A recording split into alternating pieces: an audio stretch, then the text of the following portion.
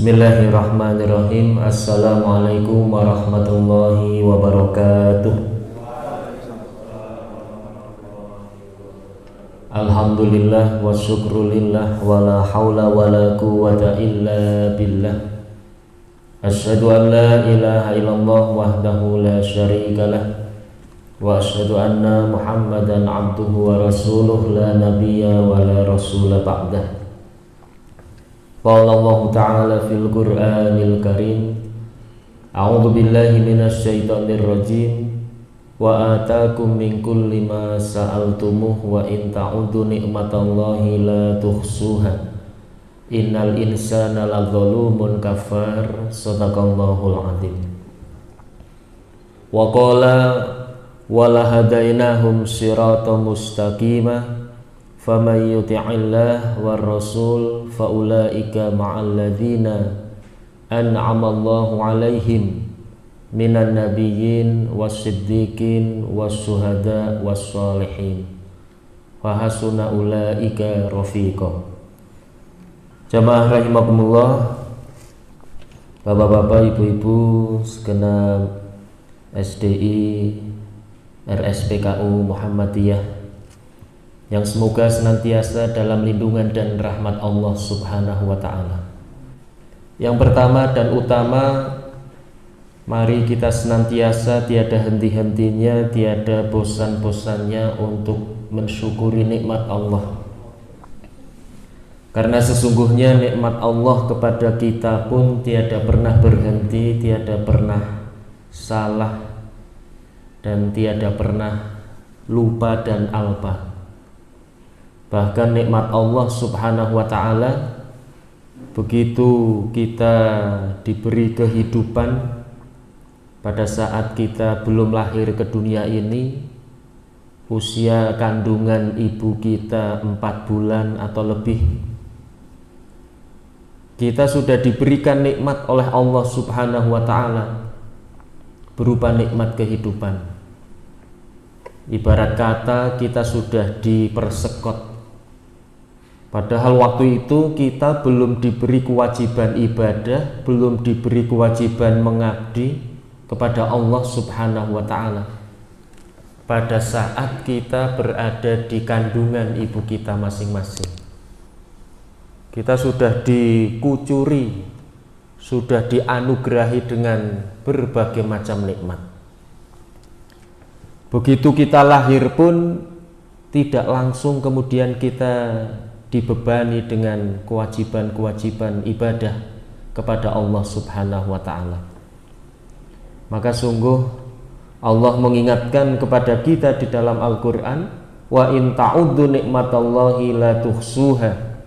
Sungguh ketika kalian mau menghitung-hitung nikmat Allah, maka tiada mampu kalian untuk melaksanakannya. Innal insana ladzalumun kafar.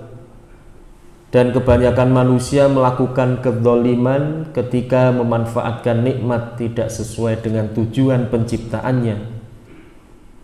Wa ma khalaqtul jinna wal insa illa liya'budun. Mereka menggunakan nikmat tidak sesuai dengan apa yang diinginkan oleh Allah Subhanahu wa Ta'ala, yaitu hanya untuk beribadah. Dan kebanyakan manusia tidak mengakui bahwa apapun yang ada pada dirinya, apapun yang dia miliki saat ini adalah karunia dari Allah. Jadi jangan seperti umatnya Nabi Musa ketika diperintah untuk bersyukur atas nikmat Allah. Salah seorang dari mereka mengatakan bahwa apapun yang ada pada diriku adalah karena jerih payahku, karena usaha-usahaku, karena kecerdasanku, kegigihanku, dan lain sebagainya. Tidak melibatkan atau mengembalikan segala sesuatunya kepada Allah Subhanahu wa Ta'ala. Sehingga ditulis di dalam Al-Quran, innama utitu ala ilmin indi. Kata Qarun diceritakan di dalam Al-Quran bahwa apapun yang ada pada diriku, kekuasaanku, hartaku, dan segala sesuatunya adalah karena kecerdasan atau karena ilmuku. Ini berarti Qarun tertutup dari karunia dan nikmat Allah Subhanahu wa ta'ala. Jamaah rahimakumullah, tak lupa sholawat dan salam semoga senantiasa tercurah pada junjungan kita Nabi Muhammad sallallahu alaihi wasallam. Tema yang kami sampaikan insya Allah tentang hidayah, dan ini kaitannya juga dengan ketika kita membicarakan surat Al-Jasiyah atau Al-Jasiyah ayat 23. Beberapa saat yang lalu masih ada kaitannya, karena di dalam ayat ini Allah juga bertanya dengan pertanyaan menyindir manusia. Secara lengkap surat Al-Jasiyah, a'udzubillahi minasyaitonirrajim, afara'aita man ittakhadha ilahahu hawahu wa adhallahu Allahu ala ilmin wa khatama ala sam'ihi wa qalbihi wa ja'ala ala basarihi ghisawah fama yahdihi min ba'dillah afala tadzakkarun. Shadaqallahul azim. Pernahkah kalian melihat seseorang yang menjadikan hawa nafsunya sebagai sesembahan? Maka ketika hawa nafsu sebagai sesembahan atau hawa nafsunya sudah menjadi nomor satu, Allah kemudian mengingatkan orang itu pasti akan yang pertama, wa adallahullahu ala ilmin, Allah akan menutup ilmunya. Ketika hawa nafsu nomor satu, maka secerdas, sepandai atau setinggi apapun pendidikannya, maka dia akan tertutup ilmunya. Kenapa? Karena hawa nafsunya sudah menjadi nomor satu. Yang kedua, wa khatama ala sam'ihi wa qalbihi, akan ditutup pendengarannya dan hatinya. Dinasehati, bahasa Jawanya bungen tua, mlebu tengen metu kiwa. Kenapa? Karena hawa nafsu sudah nomor satu. Hati nuraninya juga tidak bisa memberikan alarm terhadap kebaikan ataupun keburukan. Sesungguhnya manusia mempunyai alarm masing-masing dalam dirinya atau dalam hatinya. Maka Rasulullah pernah menyampaikan dalam satu hadis, istafti qalbaka, carilah fatwa atau bertanyalah kepada hati nuranimu, karena sesungguhnya hati nurani itu kan artinya hati yang bisa memberikan pencerahan atau bisa memberikan cahaya atau bisa memberikan petunjuk. Lah ketika hawa nafsunya sudah nomor satu, maka hati nuraninya akan redup, tidak bisa memberikan fatwa atau menjawab dari segala kegundahan dirinya. Kemudian wa ja'ala ala basarihi ghisawah, akan dijadikan penglihatannya, pemandangannya itu penuh dengan keraguan, meragukan agama, meragukan kebenaran ilmunya. Jadi selalu diragukan atau meragukan terhadap orang lain. Ini jamaah rahimakumullah, akibat dari menuhankan hawa nafsu. Ditutup ilmunya, ditutup hati dan pendengarannya, serta penglihatannya penuh dengan keraguan terhadap orang lain ataupun terhadap hukum-hukum agama. Maka kemudian Allah bertanya, fama yahdihi mim ba'dillah, dan siapa lagi yang akan memberi petunjuk kecuali Allah Subhanahu wa ta'ala.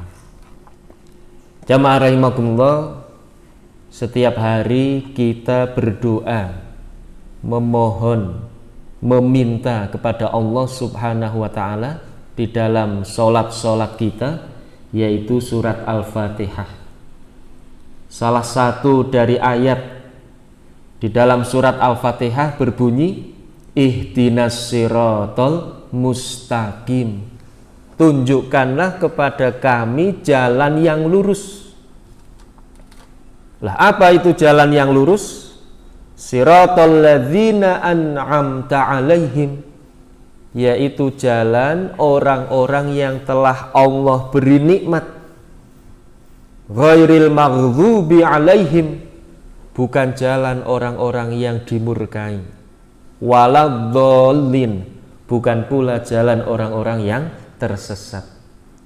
Jadi kita minta kepada Allah untuk diberi jalan yang lurus. Nah, apa itu jalan yang lurus? Ya jalan orang-orang yang telah Allah beri nikmat. Itu di dalam surat An-Nisa diterangkan menika nggih. Jamaah rahimakumullah, ghairil maghdub itu artinya dimurkai. Kenapa mereka dimurkai? Karena mereka mempunyai ilmu tetapi tidak bermanfaat atau tidak diamalkan. Jadi banyak ilmu tapi tidak diamalkan. Singkatnya ilmu tanpa amal, sehingga dimurkai oleh Allah Subhanahu wa ta'ala. Dan na'udzubillah, di dalam Al-Quran juga disampaikan kabura maktan indallah antakulu ma la taf'alun. Sungguh merupakan kemurkaan yang besar bagi Allah ketika kita mengatakan sesuatu yang tidak kita amalkan.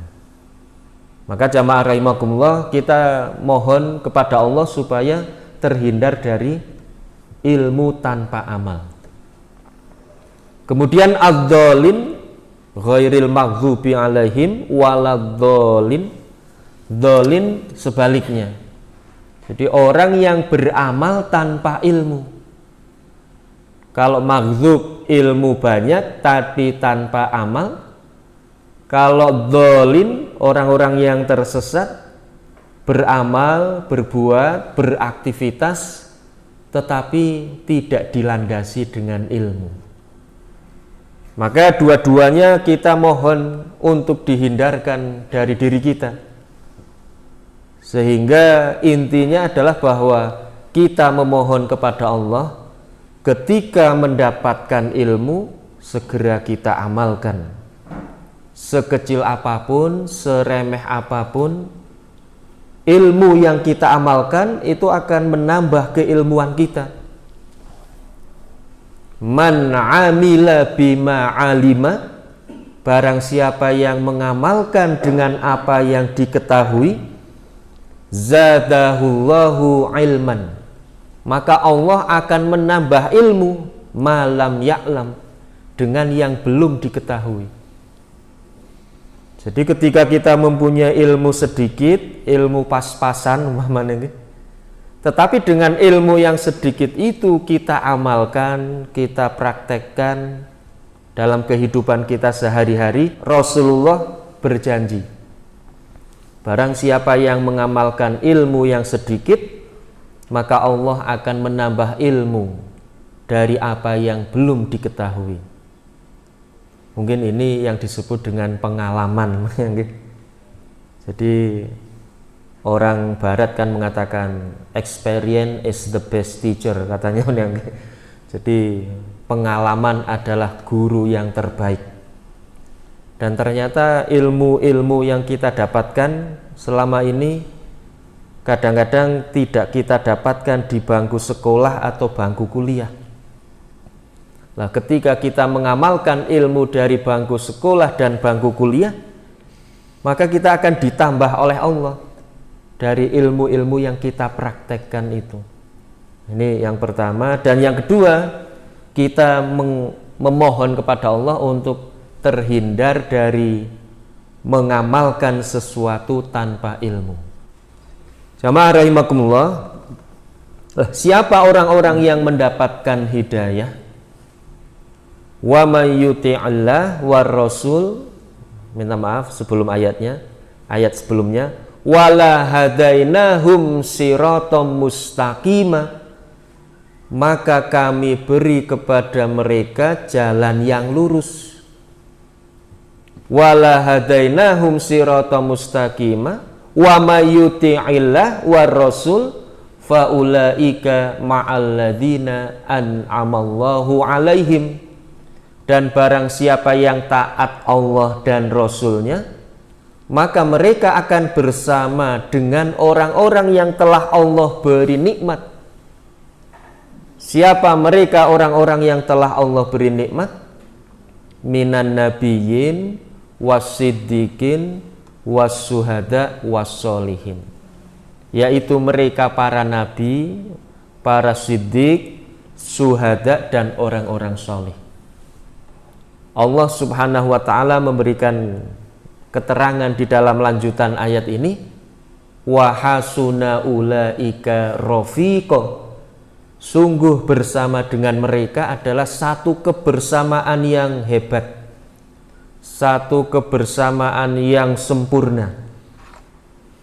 Jamaah rahimakumullah, sehingga orang yang taat kepada Allah dan Rasulnya itu bisa dipastikan dia adalah orang-orang yang mendapatkan hidayah dari Allah subhanahu wa ta'ala. Maka ada beberapa ciri-ciri atau tanda seseorang itu mendapatkan hidayah.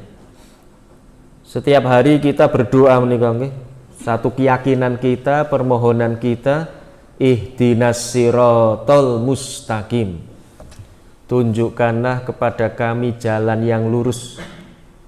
Maka kemudian siapa yang dikabulkan oleh Allah dengan doa-doanya? Yang pertama adalah ketika kita dimudahkan untuk beribadah. Jadi kalau kita diberi kemudahan-kemudahan, baik secara lahiriah maupun secara rohaniyah untuk beribadah, kita harus bersyukur bahwa diri kita sedang mendapatkan hidayah. Dalam satu perjalanan masuki waktu zuhur, kita mau sholat zuhur, dilalah ujuk-ujuk ada tanda masjid 100 meter, alhamdulillah ada masjid 100 meter lagi.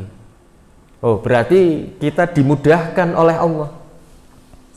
Begitu ada tulisan masjid 100 meter lagi, jiwa kita, rohani kita dientengkan, dimudahkan oleh Allah subhanahu wa ta'ala.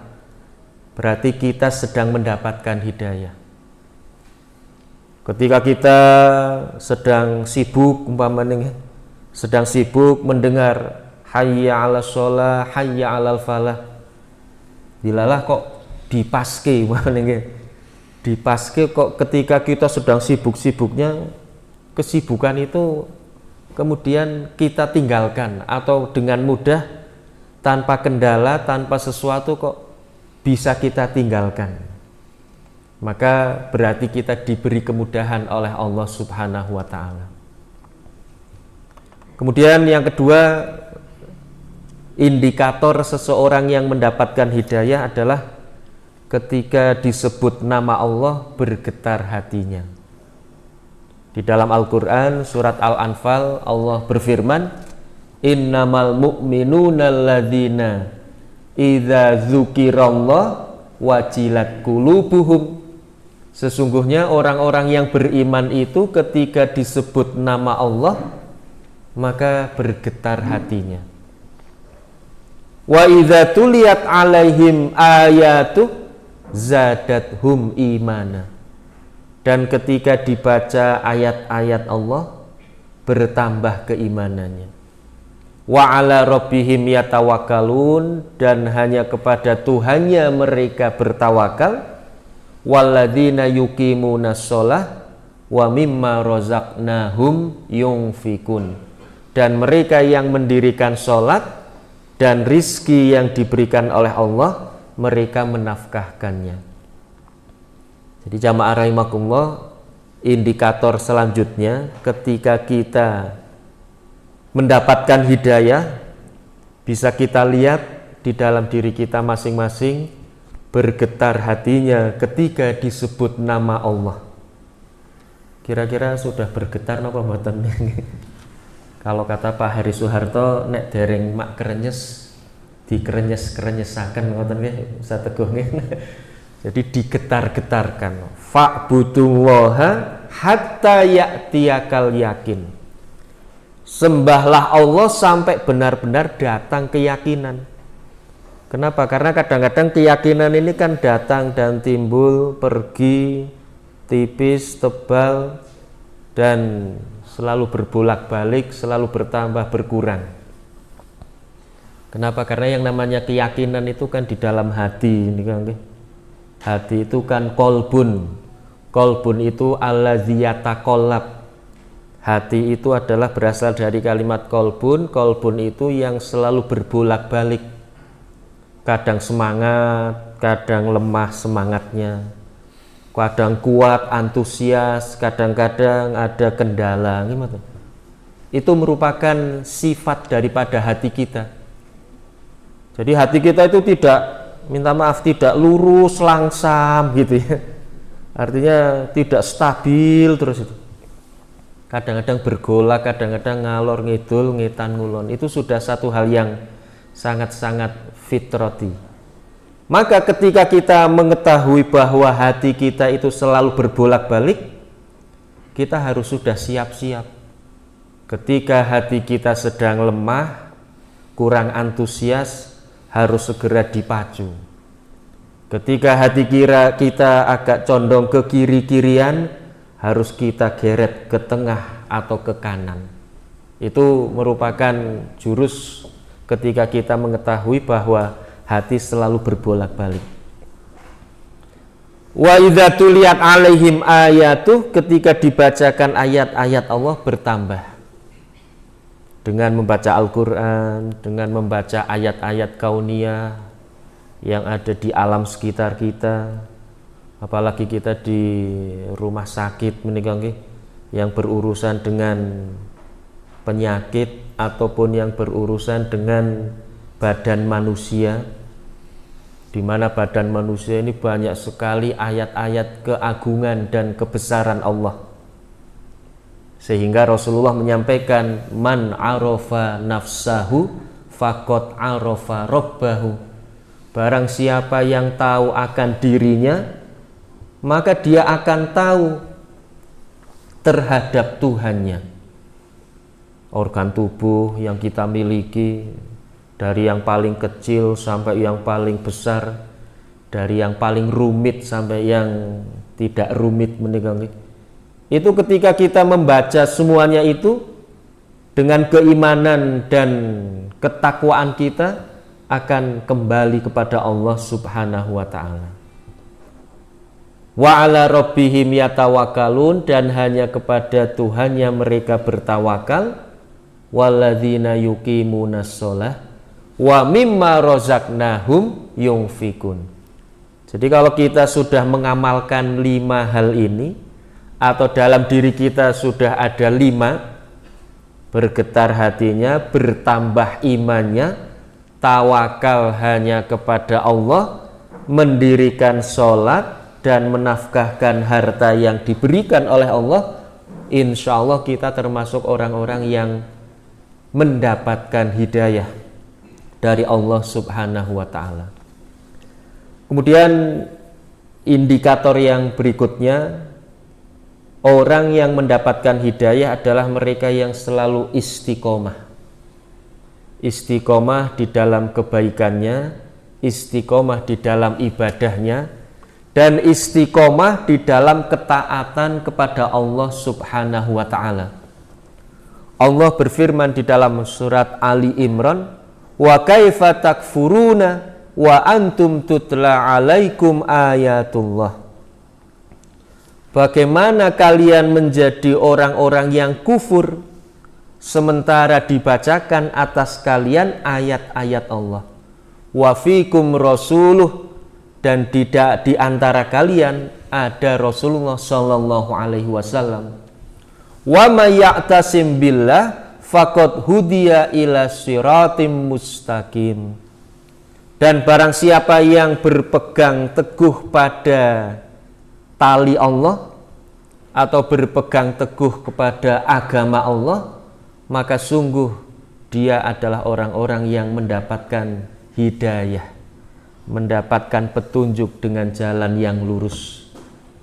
Jadi jamaah rahimakumullah, indikator yang ketiga, orang yang mendapatkan hidayah adalah mereka-mereka yang istiqomah di dalam berpegang teguh dengan tali agama Allah.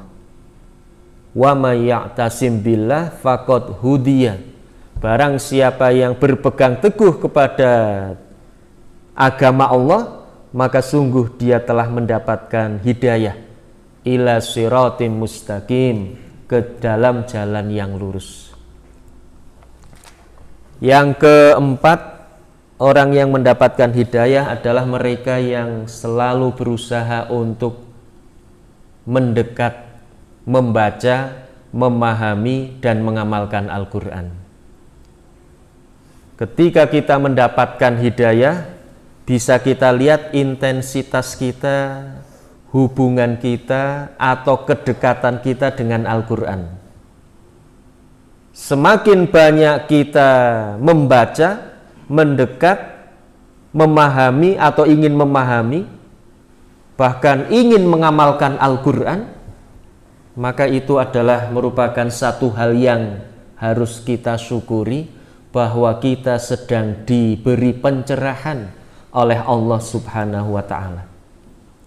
Maka ada satu quotes pernah saya baca menikah, dosa apa yang saya lakukan kok saya tidak pernah membaca Al-Quran. Itu artinya bahwa ketika kita banyak dosa, terkadang kalau kita lihat intensitas kita dengan Al-Quran, itu juga semakin jauh. Semakin banyak dosa, semakin jauh dari Al-Quran. Semakin sedikit dosa, semakin banyak kita mendekat kepada Al-Quran. Nah, ini hubungan ini mana yang mulai, mari kita teliti. Kita mendekat Al-Quran sehingga kita sedikit dosa, atau ketika kita sedikit dosa, kita akan semakin dekat kepada Al-Quran. Ini menghafal atau mendekat atau berusaha untuk memahami Al-Quran. Rasulullah Shallallahu Alaihi Wasallam menyampaikan di dalam Al-Hadis, Iqra'ul Quran fa innahu ya'ti yaumal qiyamah syafi'an li ashabih. Bacalah Al-Quran, karena sesungguhnya Al-Quran itu akan datang sebagai penolong pada hari kiamat kelak bagi orang yang mau membacanya. Jadi Al-Quran ini merupakan syafaat atau syafi'an meninggal. Kemudian yang kelima, indikator orang yang mendapatkan hidayah, tadi sudah kami sampaikan, rajin bersedekah. Wa mimma rozaqnahum yunfikun. Atau bisa juga di dalam surat Ali Imran 134, alladzina yunfikuna fis sarra'i wadh-dharra'i wal kadhiminal ghaidha. Mereka yang menafkahkan harta baik di kala lapang maupun di kala sempit, dan mereka yang mampu untuk menahan marahnya, wal afina aninas, dan mereka yang banyak memaafkan orang lain. Wallahu yuhibbul muhsinin. Allah sungguh sangat cinta terhadap orang-orang yang berbuat baik. Jadi jamaah rahimakumullah, sedekah itu untuk sesama, untuk fakir miskin, bukan untuk makhluk lain. Kalau untuk orang lain jelas sedekah untuk orang lain. Kenapa? Karena kadang-kadang kaitannya dengan sedekah itu juga ada sedekah bumi, sedekah bumi yang kadang-kadang kita maknai sebagai sesajen, seperti yang sedang viral menikah, yang sedang viral seseorang menendang sesajen. Nah, jadi harus kita bedakan sajian dengan sesajen. Kalau sajian itu tentu saja diperintahkan. Kenapa? Karena kalau ada tamu kita menyajikan makan, minum, daharan, snack, itu sajian. Kita memberikan kepada sesama, niat kita ikhlas kepada Allah Subhanahu wa ta'ala. Itu sajian. Tapi kalau sesajen, kita memberikan kepada yang tidak kelihatan. Jadi kita memberikan kepada tanda kutip sesuatu, baik makhluk halus, roh halus, atau yang bau rekso. Itu tentu saja kalau dalam kajian kita saat ini atau kajian-kajian yang lain di masjid, di majelis taklim, di majelis ilmu, tentu saja itu adalah perbuatan yang syirik, dilarang oleh agama, tidak diperkenankan. Kenapa? Karena memberikan sesuatu kepada yang bau rekso dalam tanda kutip. Nah, kalau memberi sesuatu itu kepada sesama manusia. Jadi sebetulnya dalam agama kita pun mengenal yang disebut dengan sesajen dalam tanda kutip ini kan. Tapi sesajen yang kita berikan bukan kepada makhluk halus, tetapi kita berikan kepada sesama manusia. Kalau kita memberikan kepada makhluk halus, mungkin kalau dipasang CCTV kira-kira dimakan atau tidak. Kayak tiap hari kok semakin berkurang. Yang tadinya pisangnya sak tundun jadi sak rib umpamanya. Wah, itu siapa yang makan? Makhluk halus. Nah, ini tidak mungkin. Maka kalau kita lihat di film Sang Pencerah Kiai Haji Ahmad Dahlan, ketika beliau mendirikan Muhammadiyah di tengah kemiskinan, di tengah kekurangan, gimana? Baik miskin ilmu maupun miskin harta. Ketika itu orang-orang menyajikan sesajen di bawah pohon beringin. Kemudian oleh Kiai Haji Ahmad Dahlan ini para santrinya disuruh ngambil. Jadi sesajen itu diambili, kemudian apa? Diberikan kepada fakir miskin yang membutuhkan. Wah, kan eman-eman banget menikah bucu nasi kuning kok dibiarkan di bawah pohon beringin, tidak kelihatan siapa yang makan. Kan lebih baik diberikan kepada sesama manusia. Jadi kalau kami pernah membaca bahwa yang paling logis adalah agama Islam atau umat Islam. Kenapa? Sedekahnya kita berikan kepada sesama, niatnya ikhlas hanya untuk Allah Subhanahu wa ta'ala. Kenapa? Karena Allah tidak membutuhkan alam semesta. Innallaha ghaniyun 'anil alamin.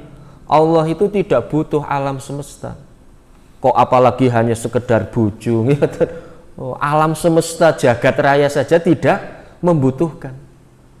Maka yang membutuhkan itu adalah sesama manusia. Lah kalau kita memberikan sedekah untuk menolak bala atau untuk keselamatan, itu memang ada contoh dan dasar hukumnya. Jadi salah satu bahwa manfaat daripada sedekah itu adalah di dalam al-hadis Rasulullah menyampaikan menikah. Qala Nabi sallallahu alaihi wasallam, as-shadaqatu tamna'u maitatassu. Jadi yang namanya sedekah itu menolak dari mati yang buruk, mati yang jelek. Ya, menikah. Maka di Indonesia itu kan banyak sekali selamatan-selamatan. Maka harus diluruskan itu niatnya. Sebetulnya benar itu. Mendirikan rumah selamatan, mau berangkat haji selamatan. Terus apalagi menikah, mau pasang pondasi selamatan.